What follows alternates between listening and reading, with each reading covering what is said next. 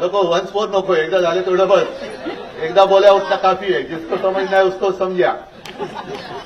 त्यांना पहिले तुमचे सहकारी चांगले सुशिक्षित आहेत का? म्हणजे मी परत सुशिक्षित अशिक्षित असा वाद नाही करू इच्छित, पण तेवढ्या क्षमतेच्या आहात का की केवळ गद्दारीचीच सर्टिफिकेट घेऊन तुम्ही त्यांना पदं दिलेली आहेत? तू किती वेळा पक्ष बदललास? अरे वा, चल ये, डबल ग्रॅज्युएट आहेस तू. हा, म्हणजे पक्ष फोडण्याचा अनुभव दांडगा ये माझ्याकडे. ही सगळी अशी तितर झालेली लोक आणि ही आपल्या राज्याचं शैक्षणिक धोरण शिकवत आहेत. हे एक शैक्षणिक धोरण ठरवत आहे. हे मोठं दुर्दैव आहे.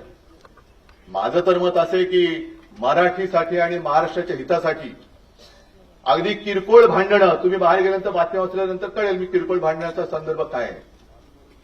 किरकोळ भांडणं बाजूला ठेवायला मी सुद्धा तयार आहे आणि मी सुद्धा सर्व मराठी माणसांना या हितासाठी, महाराष्ट्राच्या हितासाठी, मराठीसाठी एकत्र येण्याचं आवाहन करतो.